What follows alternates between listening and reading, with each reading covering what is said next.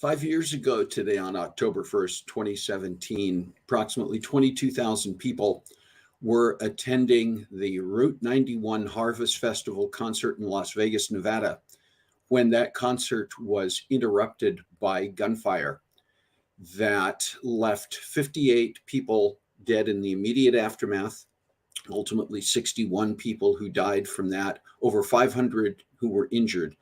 And it's one of those dates that when we're reminded, we remember that it occurred. But today we're going to spend some time talking about how this type of event and other events can affect people traumatically and the aftermath of that, and what we do not just to cope, but to truly move forward and heal. So put on the brakes, grab a cup of coffee, and join the conversation, because it's time for a very special episode of Coffee Breaks with Steve.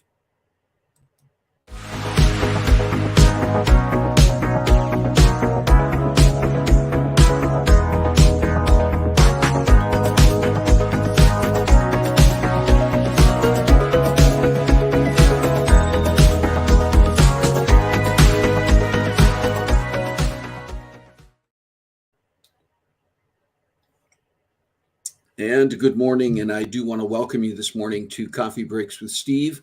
I hope you're having a great day, and we're going to be talking about some things today that I know can weigh heavily for some people, and my goal today is not for this to be as much a heavy and downbeat conversation as one that is about how we move forward effectively when trauma does occur. We've addressed this topic in the past. In fact, I see that Jay and Jerry Zetterval are both on here. Some of you may recall that they were with us sometime back a year and a half ago now, to talk about their own experience, Jerry's experience with trauma. And it's not a topic that we visit or revisit very frequently, but it's one that I think is important enough. I do want to say good morning to Corey Ann, to Alan. Jerry Thompson is here, Jay and Jerry. I mentioned Carla Venturi is here. So good morning to all of you, and thank you for joining today.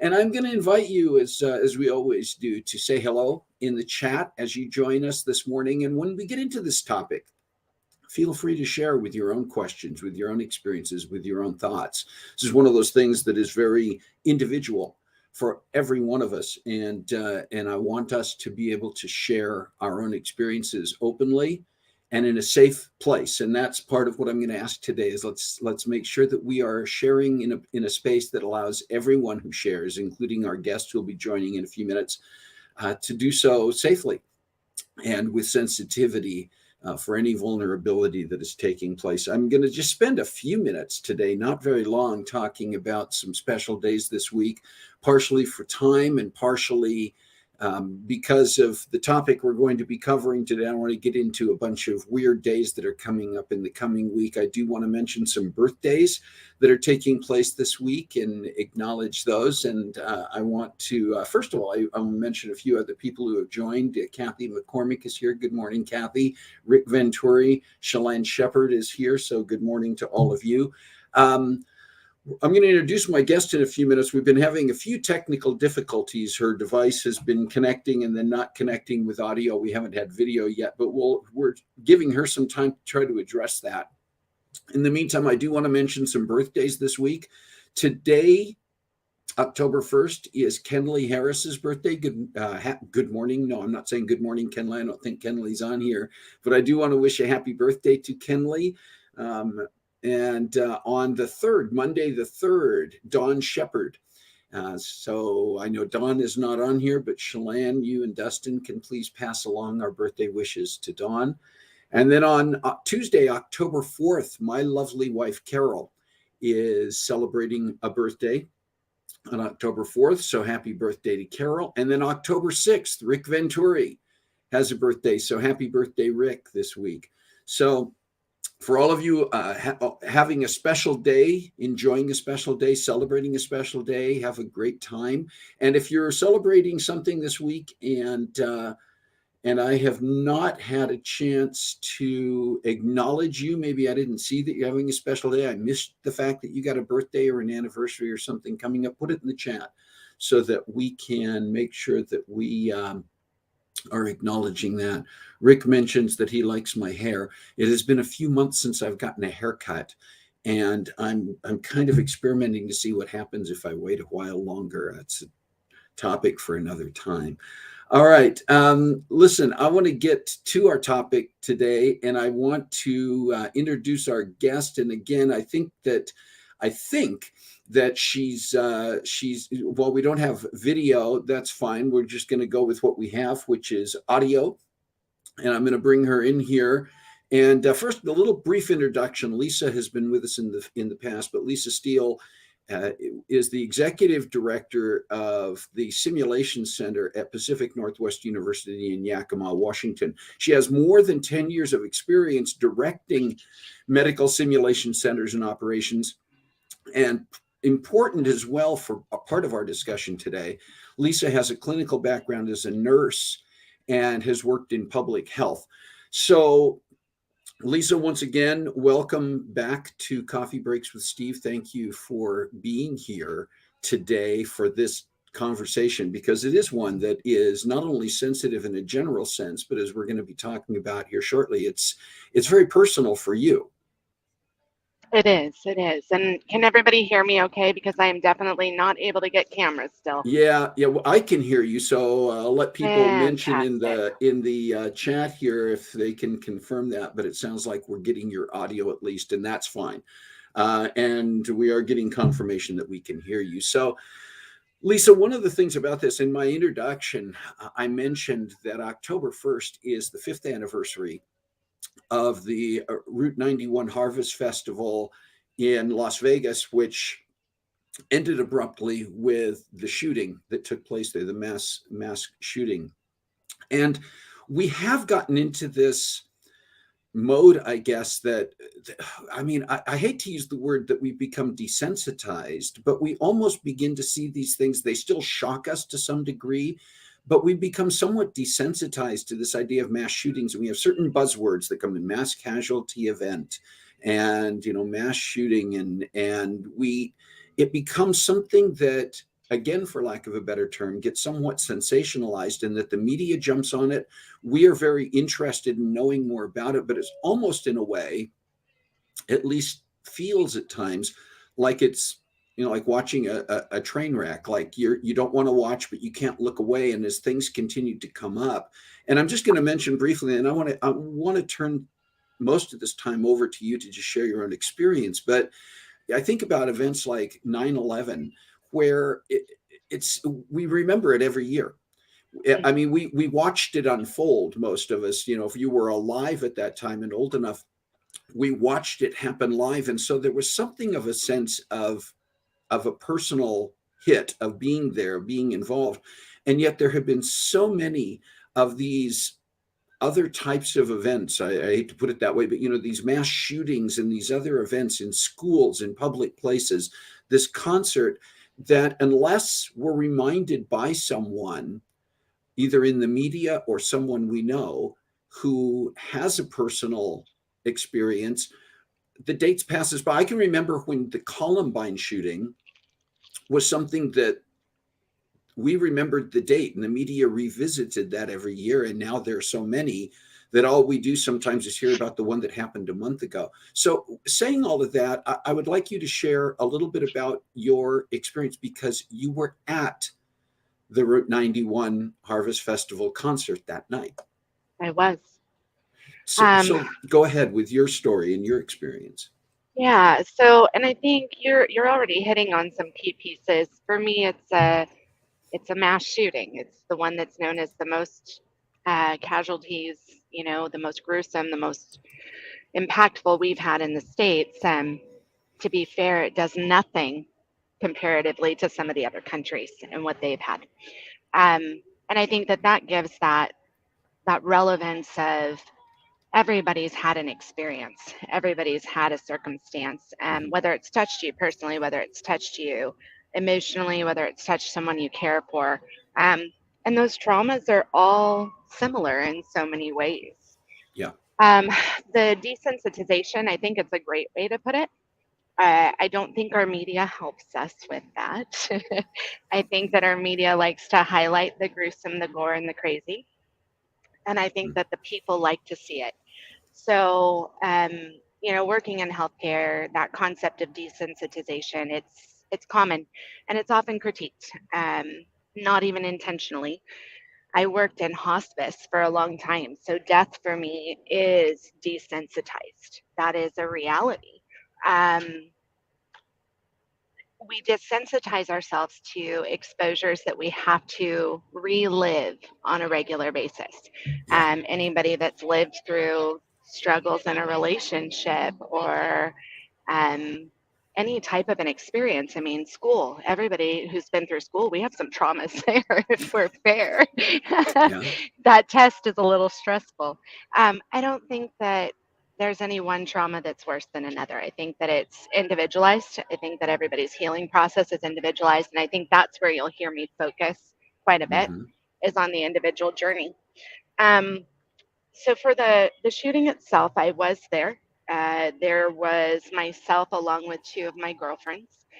We had gone up, I believe we got there Thursday. We got there a day in advance for the concert and the activity. And I remember not going to bed the morning of the shooting, which obviously nobody knew was going to happen. We didn't get to bed until probably about 4 or 5 in the morning.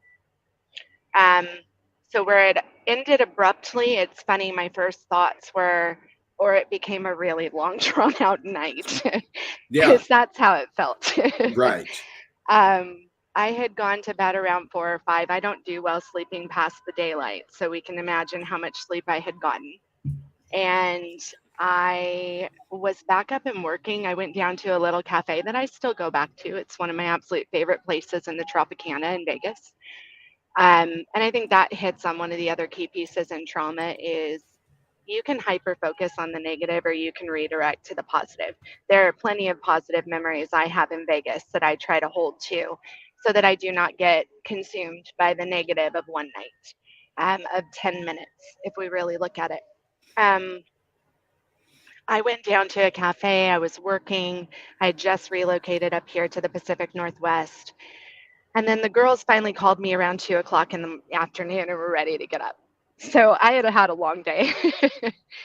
We went Yeah. over to the festival around probably 4. And then the shooting happened at around 10. So I was running on about 2 hours of sleep going into a shooting. Um, when we got there, I remember, and it's funny how everybody's memories are triggered by different things. So that goes back to the individualizing. Hmm. Part of my memories are triggered by music. So talk about an intensive situation, considering I had a shooting at a concert. Um, I can hear that song from Jason Aldean, who was playing. And immediately as I hear the song, I can feel the exact moment that I heard the single gunshots, and I can remember the exact moment of the chaos hitting. Um, but I can also relive the moments living up to that and hearing Hurricane was the song that we were listening to by a different artist. Um, Before we walked over, we ate, and then we were headed towards the main stage. And for whatever reason, I decided instead of going to what would be the right side when you're looking at the stage, I decided today as I was walking up to that right side that it didn't feel right. Thank heavens. The majority of the casualties were stage right. So we backtracked. A lot of the elements that I live with post trauma, including things like hypervigilance, hyper awareness. I lived through a lot of them. I've been a single mom for too darn long not to have lived with those originally, to be fair. So I was always the mom of the group. They followed my lead. I redirected to stage left. They went right with me. Anybody who's seen the layout of the stage, there was a catwalk, and the majority of the trauma was very pushed up against the stage, right from that catwalk on over. We were just directly to the opposite side on that catwalk. Um, Songs started playing, and I heard the individual shots. Having been around firearms, I recognized a sound that did not sound right. But I can tell you that the sound of gunshots in a city with high risers is very different than the sound of gunshots at an anticipated venue. Um, so I looked around and it immediately drew my attention. Everybody else was still singing, dancing. It's one of the biggest recounts you'll hear. is nobody recognized, nobody realized. Yeah. The first couple were single shots, but what happened quickly was a flooding of the crowd.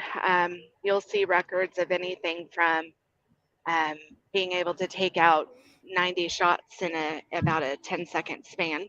Um, you will hear over 1,000 rounds of ammunition going into the crowd. And I will remind you, it happened in 10 minutes. So that was a lot of gunfire. Um, I had recognized, and thank God, earlier than most. So where a lot of the damage and the trauma was occurring because of trampling one another, trying to get out of a bad situation. We had already pushed through the crowd, and I was pushing the girls out, and we had gotten to somewhat of an opening before the first volley of fire really came in. At that point, I laid down. I told everybody to get down. When we went down, I was laying there and I felt a heat, a radiation, a velocity, a pressure. I couldn't even give you the number of explicative words that could have come to mind. Um, Straight up through my heel and up through and out my right shoulder. As far as I knew, I had been shot. I knew I had gotten hit by something. I didn't know what. I wasn't sure the damage. What I do learn is don't tell anybody in a mass casualty type situation like that that you got hit, because somebody will pop their head up in the crowd and it's a bad plan. So my girlfriend popped her head up and said, "Where?" And her being a nurse as well, I'm like, "Please put your head down. Do Yeah. not do that." We can laugh about it now because it's just the instinctual nurse response. It's the instinctual first provider response. Yeah. So, I immediately put her head back down. Once that volley of shots and fires stopped, I kicked my heel up and I had a casing stuck in my boot. Um, if that is what the velocity and the power of a ricochet feels, I cannot fathom what it would have felt like to be one of the individuals that were shot and hit by an actual bullet. Yeah. So I realized as I was laying there and realizing I'm getting shot laying flat on the ground. I mean, as flat as you can get. I'm looking around going, bullets don't come from the sky. Where is this coming from? And it was at that point that I saw shots coming down right around me, kicking dust up. Gives a whole new meaning to the country song, let me tell you. Yeah. Kicking dust up at about a 30-degree angle of impact. And I was like, thank God. It made me realize and recognize this was coming from above. When nobody knew where it was coming from. Right. I mean, that was the first volley of fire. And all I kept telling everybody is keep moving. Laying down, you were a flat rug. You were a target. Standing still, you were a better target. Moving, you were a harder hit. Mhm. And so that was the point that everything we did was continue moving and barricading behind things. And still, instead of laying flat on the ground, picking people up along my way. I saw a couple comments, and I definitely don't mind pausing to answer some of those. Do I think that the trauma is compounded by those who don't believe the story of the individuals involved? So thank you, media. They've actually been hammered pretty hard on this one for this particular situation, and I know it's not the only. I have been accused of being an actor that was paid to move an agenda against guns. If anybody knows me, they know how funny that is because I love Yeah. guns, actually. Do I think there could be better controls? I do. Um, but I don't have a problem with guns, and I would not move a political agenda forward with false motives. Um, Several have been accused of that, being paid actors. It happens a lot with our mass shootings. Um, The other one is there's a lot of consternation about the actuality of what happened that night. You heard everything from the shootings coming from Mandalay Bay to the shootings coming from Luxor to there's more shots at Excalibur. Um, the way that he had set up his ability to shoot from that room, and if there are pictures up of the room, the number of guns, I believe the total number was 21 suitcases of firearms were taken into that room to give you a concept of the amount of firepower he had. He had setups at two different windows, and the way his room was set up, he actually was able to get two very different lines of fire. I would have thought there was more than one shooter. Mm-hmm. So the uncertainty, the multiple accounts, the trying to recollect trauma, which reality is you recollect a lot, but a lot of people cannot keep things separate because they go into a trauma response state as opposed to a logical operation state. So yeah, I think all of that confounds the situation heavily. So having gone through volley one and realizing movement was better, I actually got grabbed by an individual and thrown behind a chain link fence. This will show you a little bit of the lack of common sense when you are running from something terrifying. Gentleman, bless his heart, was probably trying to truly help me, but a chain link fence with tarp is not going to be helpful.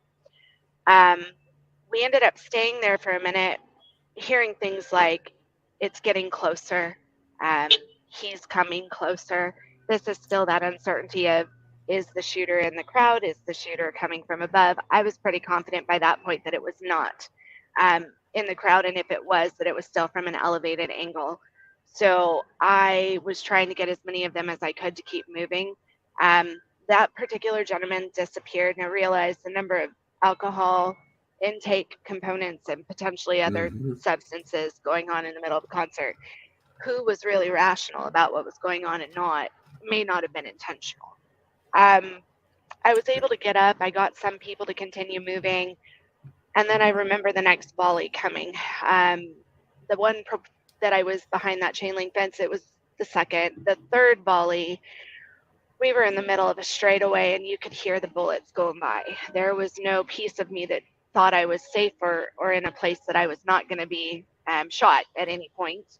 And I saw a bar, so all the alcohol bottles being shot out. I mean, that could tell you how much the fire was close. And I had a gentleman across from me that I had no idea who he was. He and I are standing at two ends of this bar, throwing people behind it, trying to get them shielded to some degree, hoping that we can at least not be a direct point of contact. And when we got to the end of that, there was no more room. So he and I just exchanged this look of, quite frankly, excuse my French, oh shit. And there was nowhere else to go. And he ran straight to me and shielded me with his own body. And all I could think was, God, please don't hit him.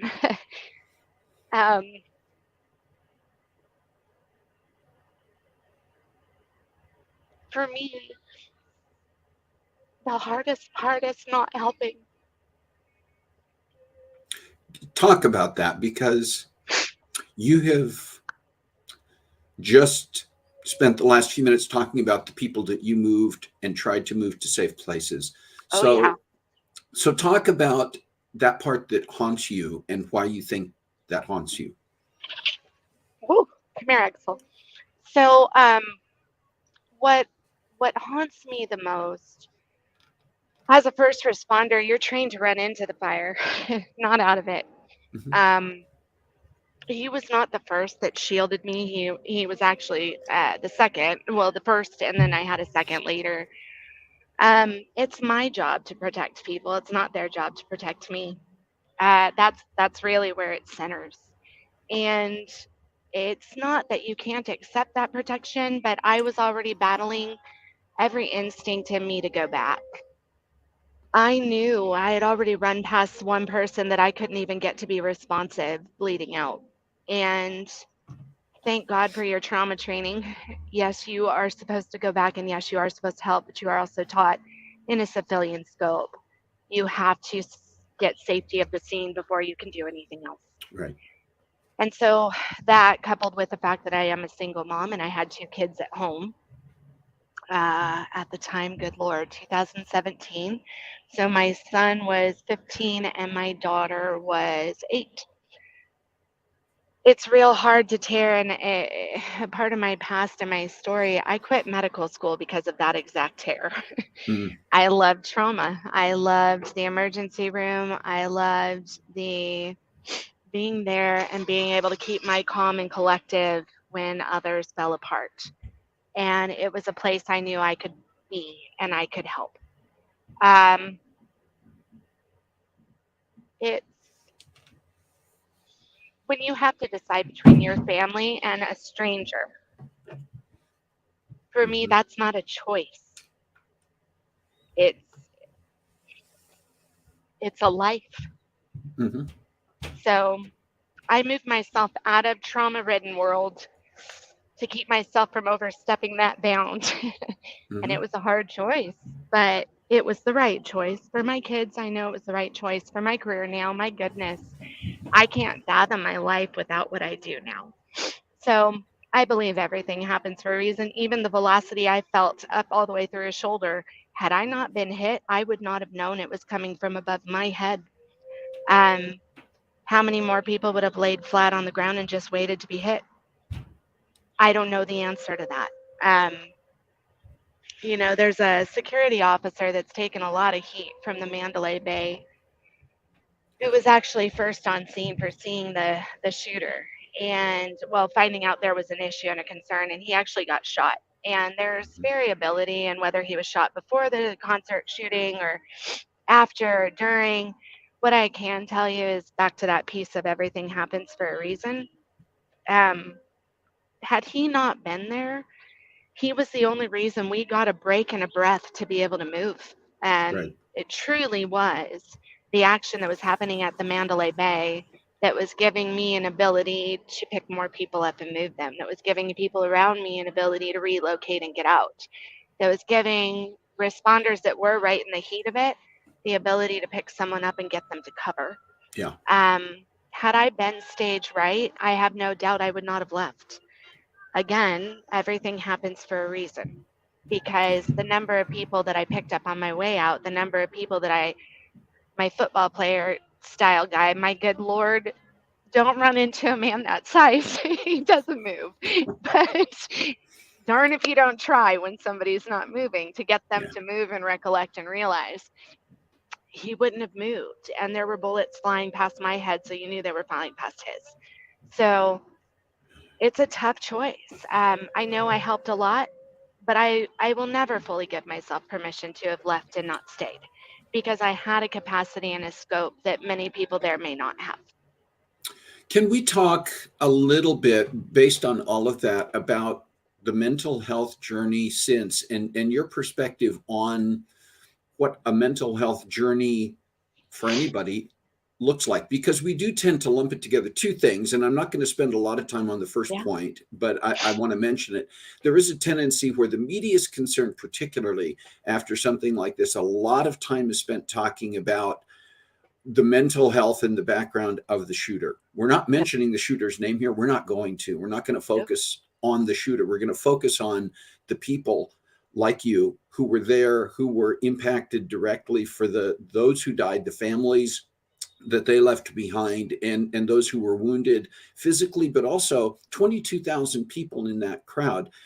You're sharing your story. That's 22,000 individual stories. So can you take just a couple of minutes here? And Shalane mentioned we're probably going to run long today. We are running long. I'm fine with that. Can you just talk a little bit about that mental health journey in the past 5 years, and knowing that that doesn't end now at the 5-year anniversary? What are the Yeah. key takeaways on that? So everybody's mental health journey is different. Like I said, I've been critiqued. If we go back even pre-shooting, my ability to dissociate was loved when it was needed and hated when it's not. When I can dissociate in the moment and be able to react to someone's trauma, and using the shooting as an example, I responded, I bunkered down, I got people to keep quiet until we got the all clear at about 12:30 in the morning, which we didn't actually hear until closer to about 1:15, and I didn't get out of the mess until about 2 a.m. When I can respond to what someone's needs is in that moment, it's always appreciated. But when I can turn it off and give somebody a dose of reality that they may not love but they may need, it's hated. Hmm. I'm seen as crass. Um, when you are going through a personal journey, you have to be able to decide what your next step is. And I think that, how do you help somebody with that? Um, you can't expect them to respond the way that you are. You can't. You can't push them before they're ready. I had been pushed into therapy multiple times. Go to therapy, go to therapy, go to therapy. And I finally asked, I said, where do you want me to go? And they're like, you need to go to trauma-informed therapy. You need to do desensitization therapy. I said, okay, what am I desensitizing to? And they're like, well, what are your triggers? Good question. I don't know. I don't have any. I do not have a specific thing other than ice machines, which Shalane will laugh at. I do not have a specific thing that was triggering me. There was the potential of everything that was potential to trigger me. I can't go get help when I can't even give you the thing that I need help with. But that does not mean go the opposite extreme and just enable me and allow me to live in my I'm fine, because then I may never get the help I need. It's realizing it's a balance. Shut the media up. That's a good part. If they don't have something contributory to provide, then I don't want to see it. I don't want to look at it. I don't partake in it. It's kind of we don't say his name.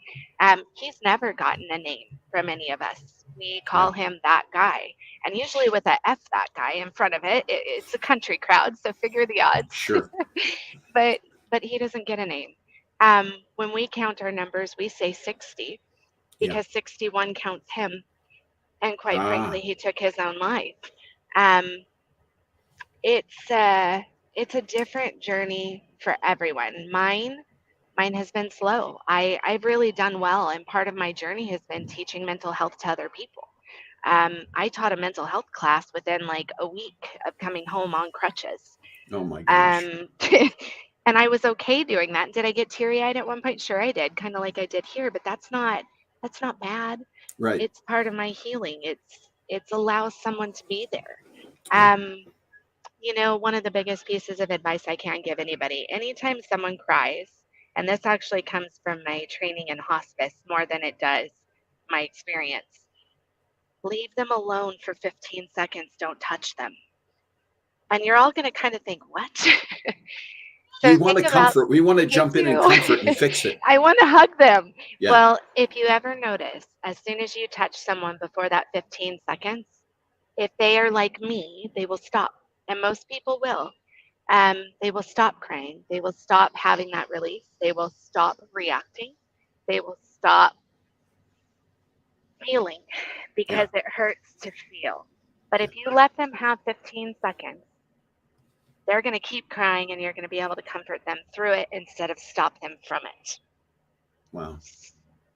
So I know this is, Lisa, I could spend the next 2 hours. I mean, you and I exchanged a lot of messages about this, and it's something I would love to spend more time sitting with you face to face over a cup of coffee or a glass of wine or whatever we would need to do, and really talk about this. And that leads to the last thing I would like you to spend a couple of minutes talking about, and that is, and you're kind of addressing it even with the don't jump in and just immediately hug somebody who's crying. How can those of us who are standing on the outside of that bubble in any situation, this one we're talking about today, but when we are the ones who are on the outside looking at it, and maybe our only exposure has been the media, how can we help? How can we make a difference? Yeah. So that was the hardest question, full transparency to everybody. When Steve asked me that question, I went, dang, Gina, how do you help? It's a tough one. I think it's a combination of things, and I'm going to give you, as I typically talk, guardrails. Do not give so much permission that they won't move forward. We can't do that, because if we give so much permission to struggle, there is no growth. I don't know. You're talking about almost enabling, like saying, well, I'm gonna step back and not do anything because I don't know what to say, I don't know what to do, so we don't even step in. I'm not going to engage this because I don't know how, or I'm going to shield this person. So think of your favorite loved one. My mom was my first phone call in the middle of this shooting while I was still running. And me being me, mom, I'm I'm getting shot at. I think were my exact words. Talk about the end of that conversation. Yeah. I said, I need you to find out what's going on. And she's still trying to go back to the I'm getting shot at. I said, stop. I said, I need one of you on social media, one of you on the news, one of you on a police scanner, and one of you figuring out any other avenue you can possibly get to get me information. And Mhm. I need you to start collecting and figuring out what the hell's going on. And at Mhm. that point, I was getting shot at again, and I could hear the bullets coming. And I told her, I said, Mom, I can't. I've got to go. And I hung up. I can't fathom anybody that's a mom Right. take that call. Um, but she got me what I needed. She got home and they did an active shooting drill, as most people do immediately after, right? So here's a great place you can help. When you're in the middle of an active shooter drill and nobody's taking it serious, realize someone there might have been through it. Mhm. As a family member, as a friend, that's what I mean by don't just stand by. Um, I had somebody in my mom's office sit there and say, well, if they come in my front doors, I'm going to point that way and say there's more people over there. That crushed my mom's soul in ways I can't begin to describe you. Yeah. So, so speak up. Sometimes we don't know how. Just like we felt that feeling of you guys don't know sometimes how do you help that person struggling? The person struggling sometimes doesn't know what they need either. Right. To curse at the ice machine, yes, that was one of the things I needed in that moment. But it dropped a sheet of ice. It scared the shit out of me, and I jumped and I yelled, "F you!" Turned around and went back to talking through work. Um, Respecting where someone's at in the moment. But when you hear something, because I'm not everywhere to be able to advocate for people that I know suffer. You can darn well bet when I am, and I don't care where their suffer is, when I hear somebody belittling, negating, dismissing, critiquing, talking from an area of expertise, and they don't seem to have really been involved, I call them on it because I'm at a point where I'm able to. That helps correct the misinformation that gets out there. Don't engage with it. When you're on social media, we all know the algorithms exist. If you're sitting there watching the stories, the trauma, the all about him and his mental health, well, they're going to keep putting it out there. Yeah. It seems so minimal and minuscule, but there is so much that we control because of what we choose to engage with and like and share and read. Um, we have that power. We just don't take it in our own hands because we're not directly linked to it. We're not directly impacted by it. Um, be patient. Um, Shalane mentioned Axel. I never knew that I would have a service dog in my life, right? Yeah. Uh, but he is the first thing, other than the boyfriend, that gives me peace. And I'm sitting, you can't see me right now. I'm actually sitting with my back to a blind corner. I can tell you that would have never happened after this shooting prior to Axel's existence. Mm. Um, Realize they're going to learn the journey along the way. Mhm. Lisa, again, I have a lot more questions. I have a lot more things that I know others on this stream today would also love to hear from you. But again, with time and other considerations, I want to be sensitive to that. But I want to say thank you very much for being here. Thank you for sharing your story. Everybody has a story, and I think that's another point that you were alluding to, is that we don't always know people's stories. We see them react or respond in certain ways to certain things, and sometimes it's an eye-rolling experience, but we don't know people's stories.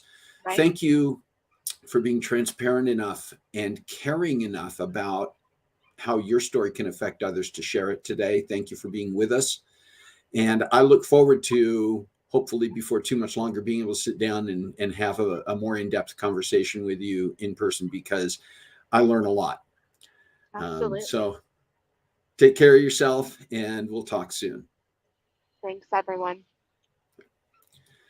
All right. Wow. If that didn't impact you, and I can see from the comments that there was a lot of impact here, but we do all have stories, and I want to be sensitive to that. Thank you very much, Lisa. I do want to take a few minutes, even though we've run long. We got a lot coming up as this month continues, and it's going to be a busy month on the show here. So I just want to share a few things with you. Next week, another special guest. In fact, I have special guests every single week lined up, so we'll see how that goes. But we're going to talk to a life and career coach. Vera Packard is going to be with us to talk about why sometimes it's helpful to have a coach in life, even talking about those things that sometimes, even as we were just talking about, whether it's trauma or whether it's just trying to get through life in general, that sometimes we do need someone else who has some experience and can look at our bubble from the outside to help us. So that's next week. In 2 weeks, on October 15th, I'm going to be talking to a lady from Scotland. She actually lives in Scotland, and she is a YouTube influencer with almost 650,000 followers on her channel, who is a voice coach. And she does covers, she does reaction videos to other artists, and it's very educational and also very entertaining. So we're going to talk to Beth, whose channel Beth Roars is a lot of fun to watch. And then in 3 weeks, we're going to be talking to a Broadway television and movie actress, Chrissy Whitehead, about her experiences in acting, how she got her start, about the fact that doesn't automatically mean once you've hit the big time that it's always just going to come easy, and about a one-woman show that she's got coming up in the month of November that she wants to be able to talk about. And then finally, at the end of the month, I'm going to have a special guest, a dear old friend from years past, John Weller, who will be on. He is first violin with the Seattle Symphony Orchestra, a fantastic violinist, and also lives and sails on a sailboat out of Puget Sound area in Seattle. And so we're going to have what I hope will be a very enjoyable and revealing conversation with John about a lot of things. So I just wanted to share those because I hope you'll stick with us through the month of October. I hope I can get through it all. There's a lot of interviewing and a lot of prep work that goes with those. And I typically do not try to do back to back guest spots on here, but I think it's a lot of fun to do that for me. And I hope it's a lot of fun for you when we have other people on. And as it has been today, very inspiring, inspirational, and educational to do that. So thank you for sticking with us today. And boy, if there has been a message that drives this home stronger than today, I don't know what it is, but as you go through your time until the next time we see each other, find a way to make a difference in your world this week. And I thank you once again for being here and being a part of today's conversation.